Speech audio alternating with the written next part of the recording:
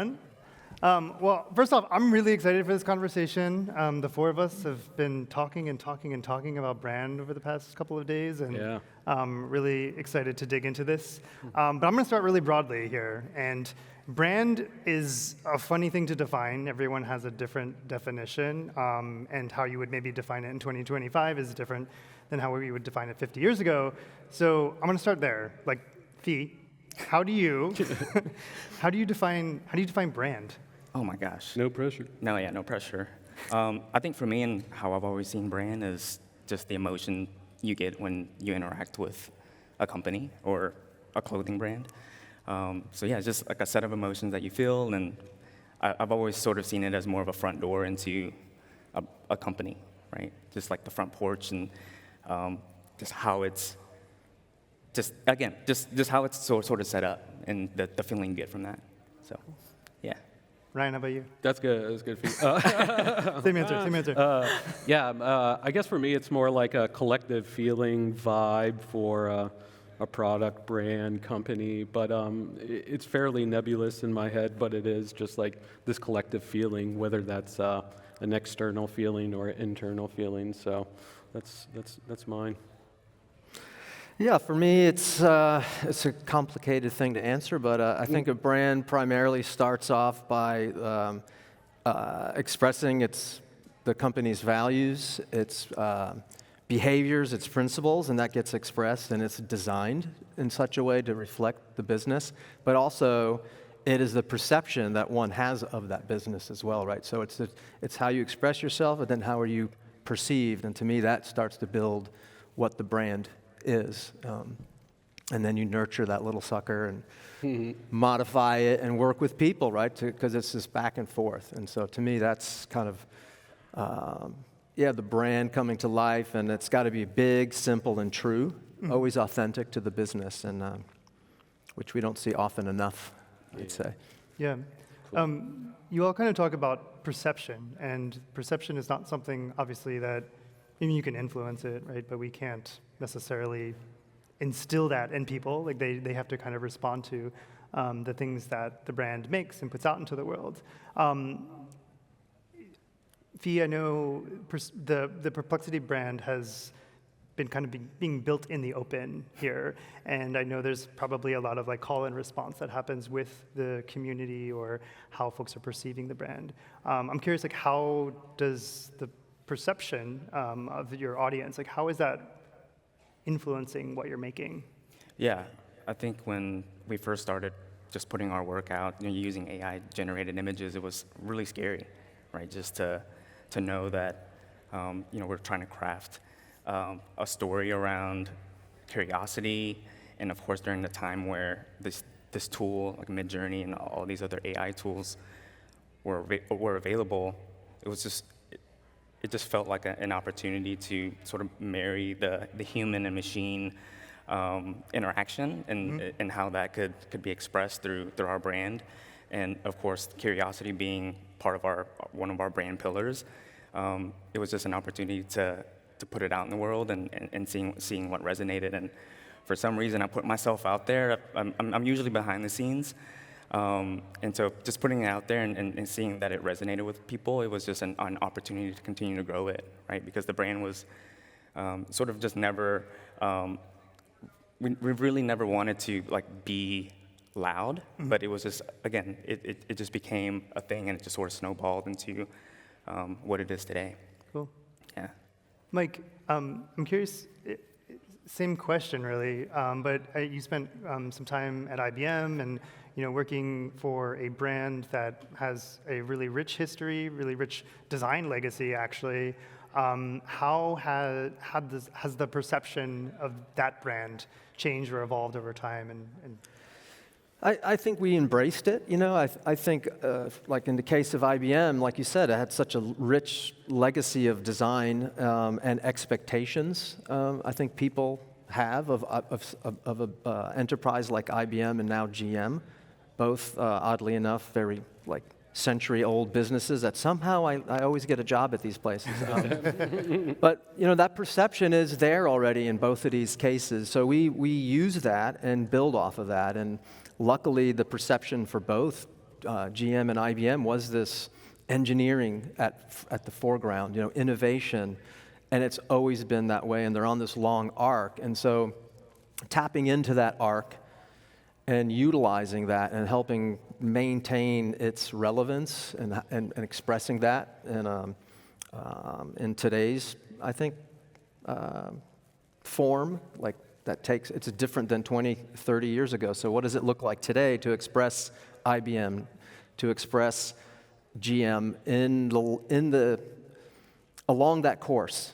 And I think that keeps people's perception going, and they maintain the belief in these businesses and I think the admiration. And so we love to kind of weave with that and build the things that express the brand in a way that continues that. Mm-hmm.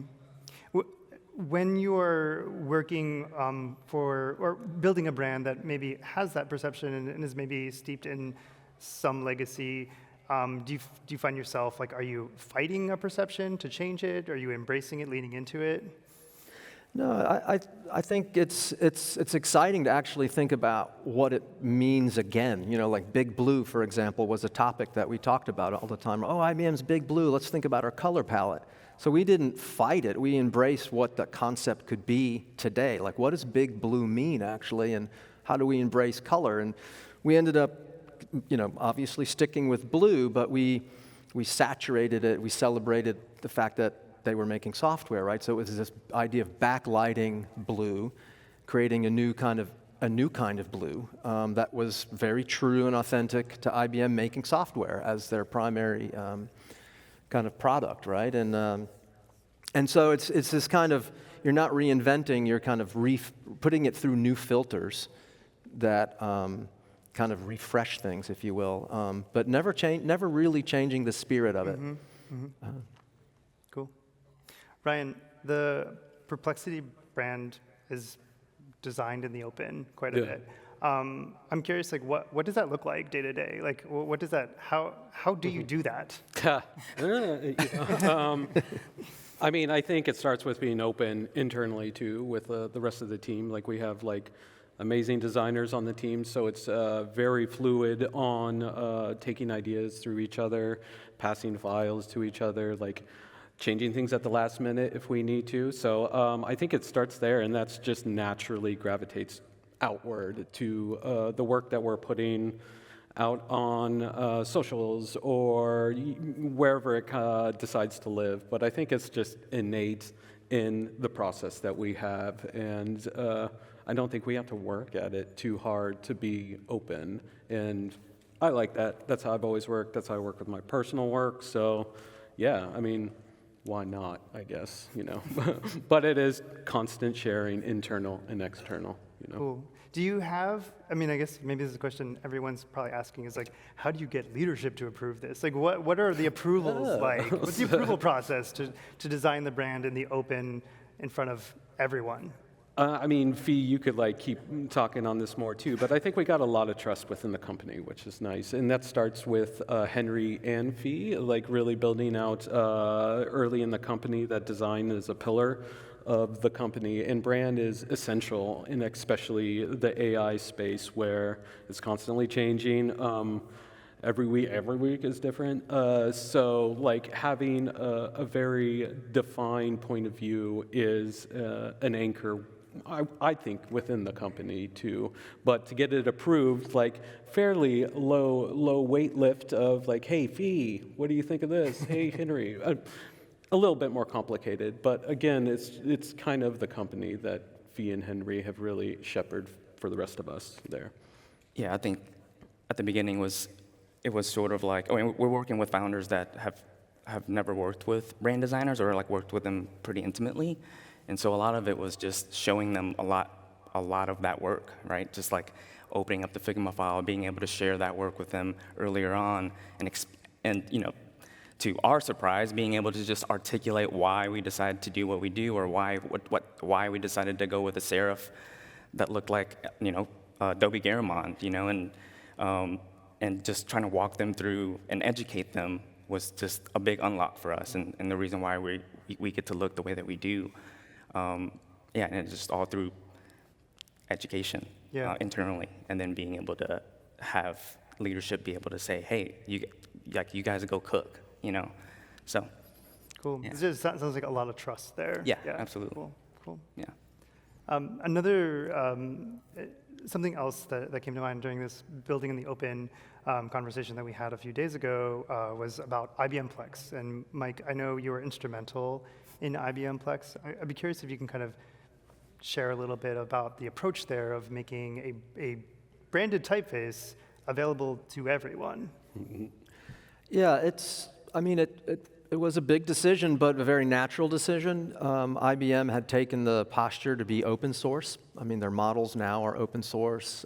Much of the software and the development engineering is open source. So that was clear. And so when we were designing all of the brand, visual expression elements, Plex was the first one that we thought could do two things. One, be open source and deliver that message as well, so it could live and coexist with our software and ship with our software. So it wasn't really a decision at all. We had to do it if we wanted Plex to be part of our software experience. But also we chose Plex to tackle first in the kind of the whole landscape of redesign that we were engaging. Because IBM is such a verbose company, right? They have a lot of things to say, always delivering messages, and very much proactive in creating discourse with the public and their customers, and just the world. And so, having an open source typeface could help just deliver it as the mechanism that IBM could use to express words and do it in an open source manner. And so much so, it's part of Figma, which was amazing, right? Because you guys pull Google fonts, and so seeing it in Figma was brought tears to my eyes. Because it's just follow through of that story, right? Using a typeface to really kind of communicate and be part of the way the business just behaves and operates and shows up. So open source was it's got to be open source, Yeah. When you're designing in the open, and maybe this is more for the Perplexity group here, how do you know when you're done enough? When you're done, when you're complete, when it's shippable? Yeah, I think it's you start to trust yourself. I think we got a lot of very experienced coworkers, and we're just leveraging our belief that we have good taste, that we know when something's done, and then just trust that. That's extremely hard, I think, as designers to be should I? But you kind of know, when you put it out in the world. So I usually just trust myself, and again, the internal crew just be hey, is this look like shit, or is this ready to go? So again, just leveraging what we have internally. Yeah, I think when we're spending time in these tools, mostly mid-journey, we're generating, or we're able to generate different feelings, and for us, it's usually an intuition, and of course we're sharing it with other people before we decide to lock in type or take it to Photoshop and really tweak the finer details. But then being able to articulate why this image should live out in the world, and sometimes it's just I'm just gonna post it just to get the vibe out there and have people experience it and save it as a wallpaper. And again, it's not I'm going for virality. It's more hey, this is how we're feeling today. This is what we're working toward, and a lot of the artwork that we tend to put out sort of ties to what is going to be released or what we're actually working on.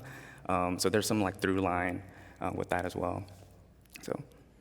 One thing, also one thing we talked, talking with these guys has been great the past couple of days. I've absorbed so much, but we have a base set of guidelines that we use, but we're not checking things against that either. And I've been bugging Mike. It's okay, how does this system scale, or what are your kind of thoughts with how we're approaching it? Because we are kind of trusting ourselves for that, and again, the great crew that we have. So we're always battling do we need to like put this down on paper so someone else can use it, or do we just like, how does this extend outside of ourselves and scale? It's like a continuing question we have that's been sparked more so since we've all been chatting, which is nice. It's cool. Yeah, the question of done too is interesting because, you know, like there's so much fluidity with the making of, you know, brand expression bits to hit touch points that, sure, you make decisions and they're done for now because they're in a you're making so much stuff and doing so much stuff at scale that you're never done, really. It may have shipped and hit the glass, but like the next week there's another thing, right? So you're constantly making, and today I think more than ever we have this culture within our kind of branding community, I think, of making that we can change stuff. Like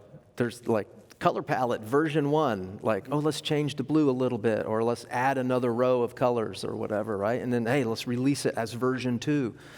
And so I think this ability to kind of keep working on the expression and never really thinking that it's some done thing, I think is helpful in a way, because even as you ship stuff, you know, like, okay, we'll get them next time if you didn't like it, right? Or if it failed, you know you can like do it again, you know, because next week you're shipping something else, right? Or delivering a social campaign, so you can tweak stuff or try something new. So I think that's, to me, I think it's always been part of kind of brand identity, but I think today we do more of that because we're just so much more busy making at scale, and there's, like, the touch points have quadrupled, I think, in the last 30 years. And so the brand just keeps going. It's an interesting point about that, well, you might get another crack at it later. It's a very, like, working in-house kind of mentality. Like, I imagine, like, if we were all coming from an agency perspective, we would say, well, you know, we deliver the deck, or we deliver the thing of like that everyone sort of executes against. I'm curious, like, you know, Mike, you've been in-house for quite a bit, and I know you've worked on the agency side too. Like, what are some of the pros and cons of kind of living with a brand for as long as you will when you are in-house first?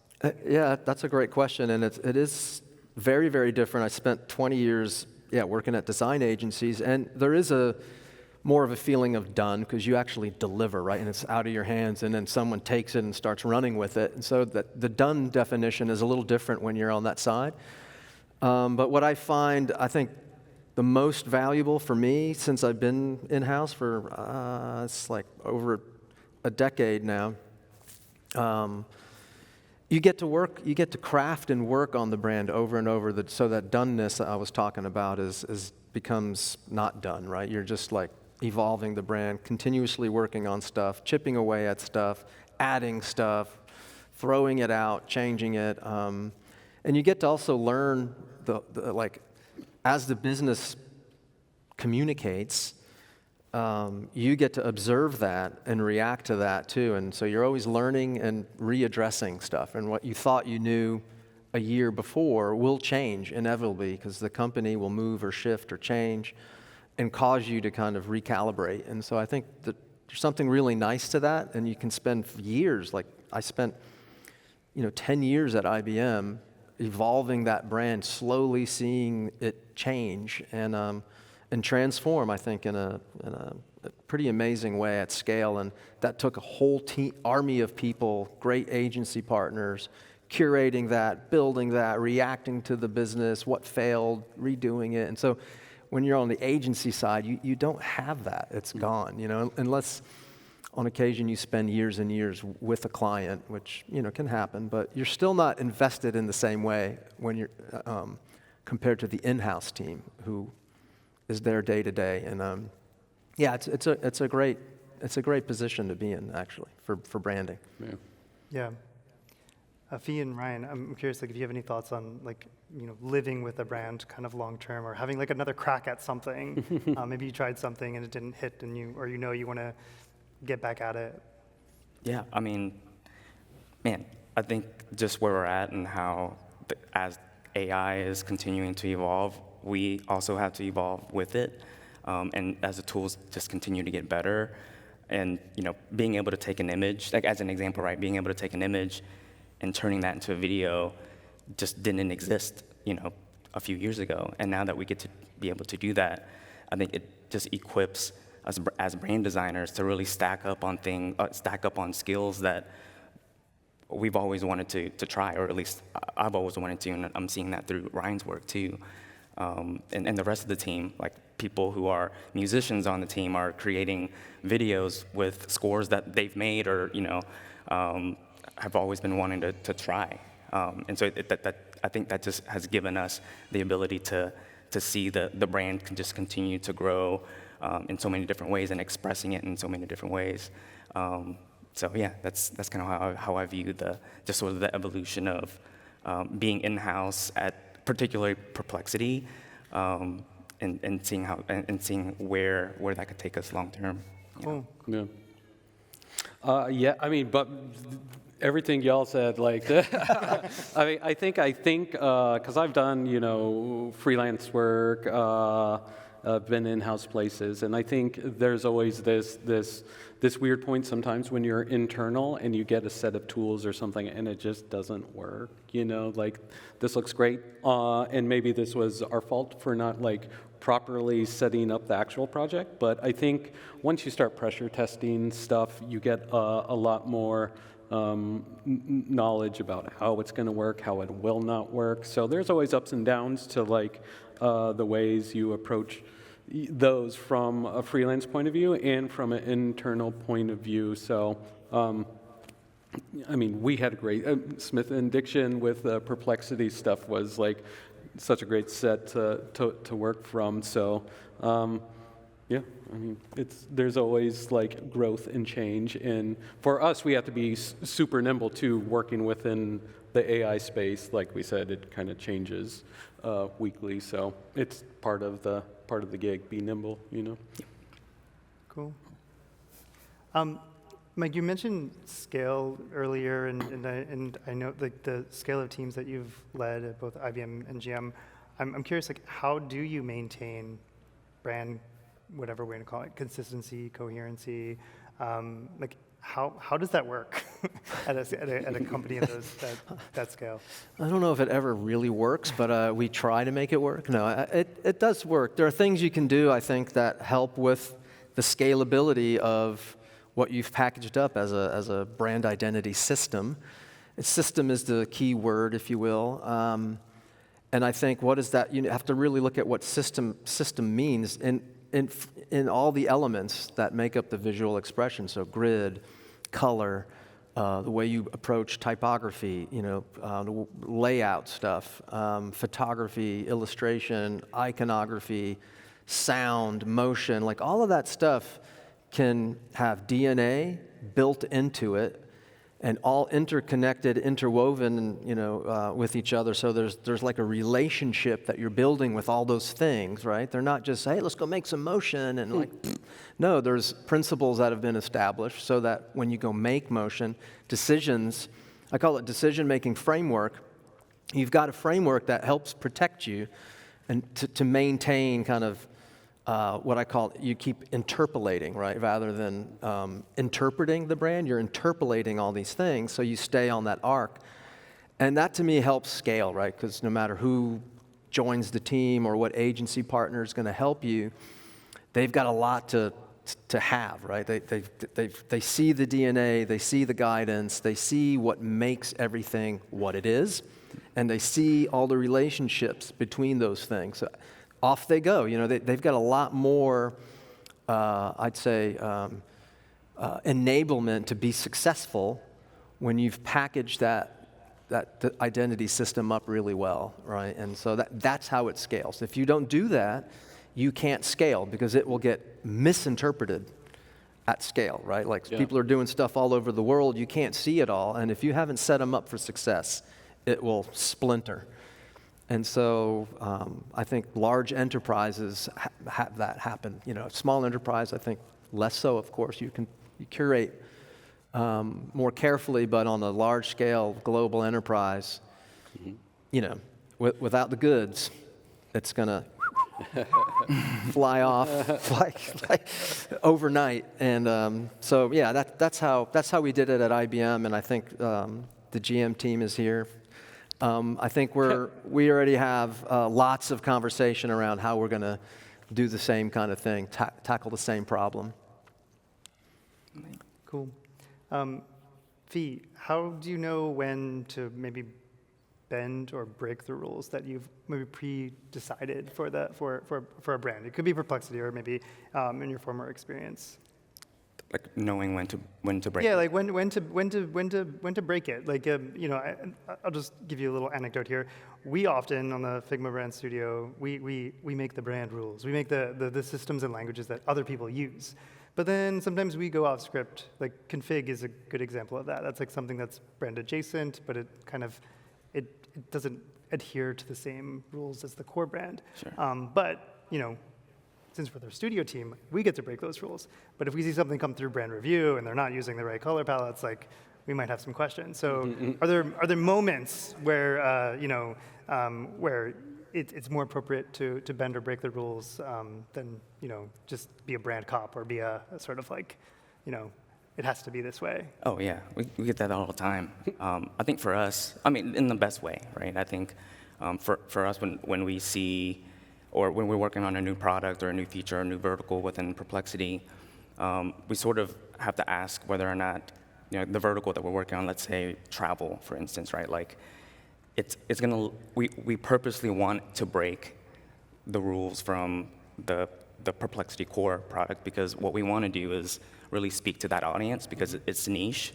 And for us is to really put a lens on whatever that vertical is, and that allows us to really break from the foundational visual design of the Perplexity brand. But for some reason, I don't know how we do it, but there's just this through line of like how we can like tie what we're doing on travel and somehow tying that back to the brand.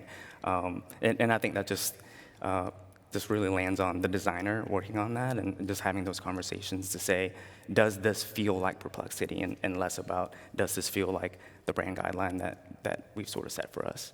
Cool. So it gives us some more runway to explore and experiment. Yeah. Mike, how about you? When is bending or breaking the brand rules appropriate? I don't look at it that way. I look at it, like I said, if you have the right framework set up and the DNA in place, what seems like you could be breaking the rules isn't actually breaking the rules. You're opening the aperture. So I think that's how I view this. Like, and when we design stuff, I'm designing it such that the system can flex or the aperture open so that it has moments where it can travel maybe farther away from that arc or that interpolation line, so it can like bloop, move away, and you're like, oh my God, are we breaking rules? And not really. We're expanding the rules or just dialing a knob a little differently so that it gives that breadth. And so that's how I've been looking at, like at IBM, that's how we looked at stuff. Versus like, are they breaking the rules? And I mean, there's occasions where that happened, of course, and it's because they went outside of that. They went beyond the framework, and that's when I think we draw the line. It's like you're out of the box. Like I gave you a big box to play in, like really big. You can do lots. Why are you going outside of the box? And so I guess that's the way I look at it. And so, yes, they can break the rules, and then we reel them back in. But if you give them that expansive space with lots of logics that can stretch, then you don't really have a lot of rule breaking so much. You minimize that. That's interesting. Yeah. Cool. Yeah, actually, I mean, one anecdote that I'm thinking of too with IBM is the Paul Rand bee pictogram, like the IBM logo with the actual like buzzing bee in the middle. Like no one could do that. No one would be able to do that at IBM except for the person who designed the original logo, right? Like that's when to break or bend. Yeah. The Perplexity group here, when we think about AI and how a lot of companies pitch AI, it's like through the lens of like efficiency and this is what you can do quicker. I'm fascinated that your approach is curiosity and exploration. I'm wondering if you can kind of share how that like informs the practice of the studio.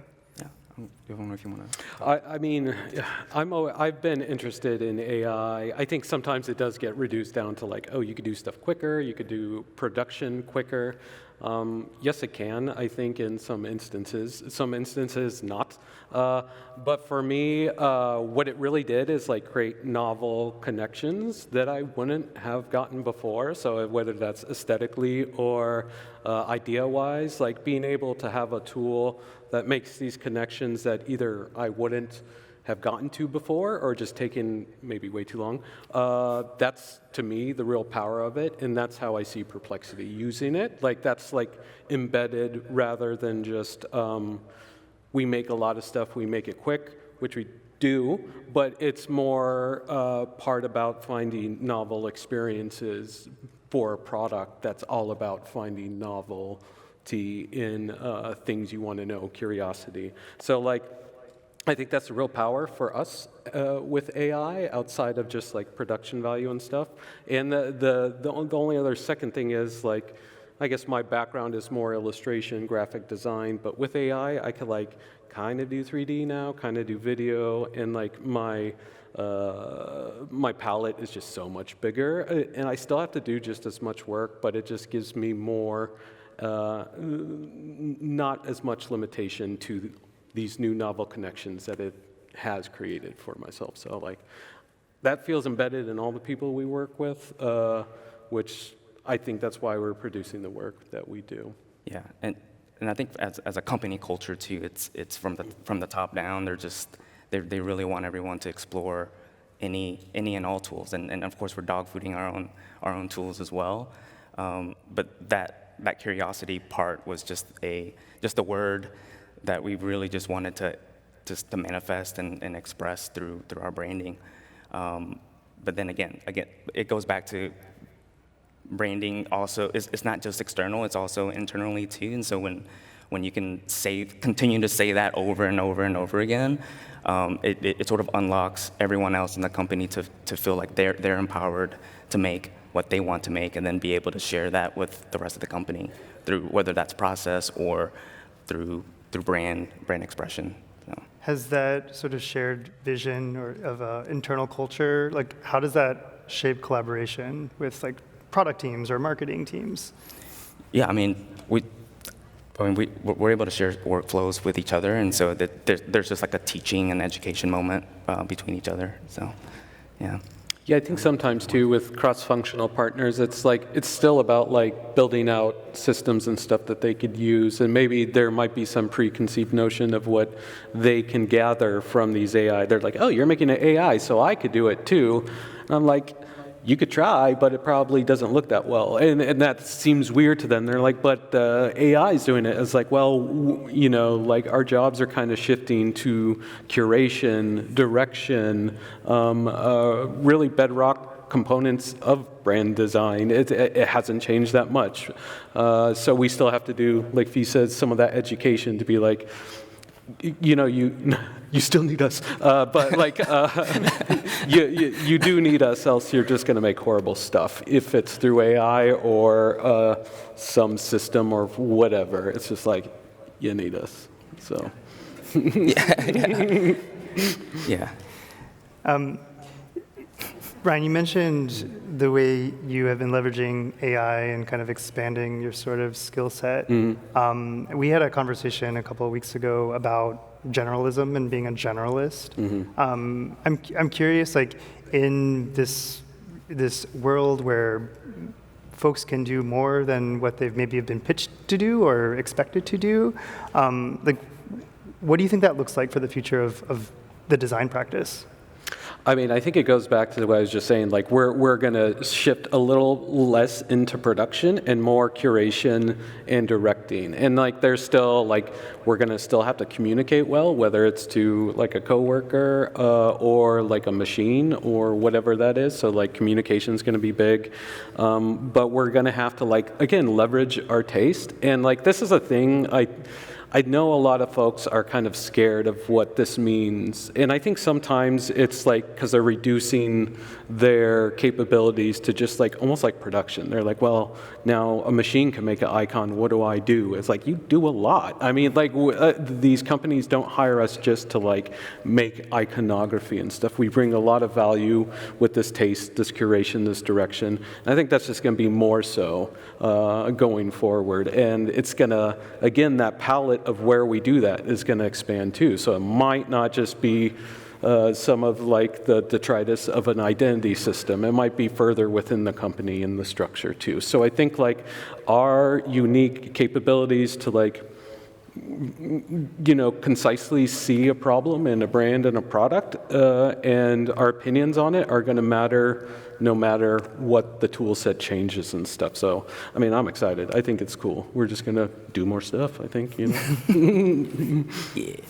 Mike, do you have any thoughts on how AI will shape the design practice? Yeah, I've been thinking about that. I feel like if I look back at my career, I've been surrounded by designers that are specialists, generalists, maximalists, and you know, you've got the designer who's like, I just want to work on design systems and work in Figma. You got a designer who's like, no, I want to work on everything. I want to, and they can do motion, they can do UI work. They can work in retail environments doing 3D stuff. They can go work at a museum doing like wall graphics. You know, like they can maneuver anywhere. They can do package design. And so, like, how do we evolve when those people are probably not going to change, right? People who love to zero in on something and people who love to be expansive. And so can we, to me, like, use AI to continue those behaviors from people and support them and make them better at whatever it is they want to do, right? So for me, I'm trying to figure out, like, what does that look like and how do we use AI to, I think, enhance or open the aperture, like we were talking about this earlier, like, AI just helps people get better at what they do or more capable. And so how does that work on those individuals who are also like focused or expansive? And so, yeah, I don't know what the outcome of that will be, but I'm curious to see. One thing that often comes up when we're talking about brand building is this word authenticity. And you know, it means something different probably for every brand. Like, what does it mean to show up authentically or be honest? I'm curious, Fee, like, what does authenticity, or in a brand aspect, like, what does that mean to you? Oh man, I think authenticity just means just delivering what you promise. You know, like if you say that. For us, our tagline is where knowledge begins. Like, what does that mean? You know, like, should we be the place where, you know, you come and, I'm not pitching Perplexity here, but like, should this be the place where you come and you have a question, the thing that's been burning on your mind first before you do anything else, and you're able to get that answer. And I think for us, it's making sure that whatever we're saying, whatever we're putting out there, that we're following through. And so I think that's what authenticity means for me within a brand. Because if you're going to put yourself out there as a company and you're going to say what you're going to do, I would hope that you would follow through. And I think people would resonate with that a lot more, you know. Ryan, how about you? Oh, authenticity? Oh, God. I guess, like, I think it means, like, honesty no matter what. Whether you screw up, whether you do good, just being honest about it, like, it just reduces all to that. So that's why I try to carry when authenticity is needed. So, you know, just be honest. Yeah. Mike? Yeah, I think it's vital, I think, to the success of a business and a brand to be authentic and to themselves. I think it's more often than not that brands, I think, lose themselves, lose course on the true intent and the values of the business and the nature of the business and the nature of the products that business makes. And so I think for branding and expressing the brand, we have to like react to that and make sure that we're expressing the truest sense of those things, right? What does the business stand for? What are the values and principles? And how do you express that is truly reflective of that business and the products that they make. And I think it's easy to start, using gimmicks or like trends that or copycatting. You see other brands do this and like, oh, then we got to do that, Being reactionary versus, I think, just staying the course. And I think that's a more difficult, staying the course is challenging, it's risk-taking, but if you maintain that authenticity, I think you build trust with the people who engage with that brand, because they see that they see the expression map to what the business does, right, and how that business behaves. And I think people see that. People are smart, and so if the brand is not authentic, people will poo-poo on it, I think.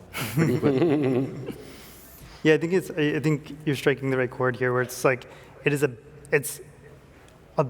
helps you balance staying consistent with meeting relevancy. Like, how are you still relevant? How are you still showing up in ways that are maybe unique to you, authentic to you? So they're not unexpected, but they feel right? Yeah. Yep. Cool. How are we doing on time? Maybe one more question. Yeah. Mike, I'll start with you, Mike. What's something you believe to be true now about the practice of design or brand building that maybe you didn't hold even 2 or 3 years ago? Something to be true now that wasn't? Or that you didn't believe to be true a few years ago? Well, I think the true good old-fashioned way we think about brand identity or corporate identity, to me, remains true. All of the things required to do that well remain true. I think what's changing and evolving is how we go about doing that, right? And the places you connect with people is changing and evolving, but like what you got to have to do that is still the same, right? You need a color palette, you need grid systems, you need typography, a font, like all that stuff is the same. It's how you use it, how you put it together, what expression are you delivering. So that's the part that's changing. And so for me, it's the true is what we've always known to kind of be true, and the new is like, wow, how do we do all this stuff? Like, AI being a big factor in this, it's going to change, a lot of aspects for making brand identity work. Cool. Did I fit it in the 2 minutes? Oh, You no, did. 35 seconds That was left. impressive. I was like asking that question. That's a big one. Well, thank you all. I really appreciate this conversation. Yeah. So thank you all, and thank you all for attending this session. Really appreciate it. I hope you enjoy the rest of Config.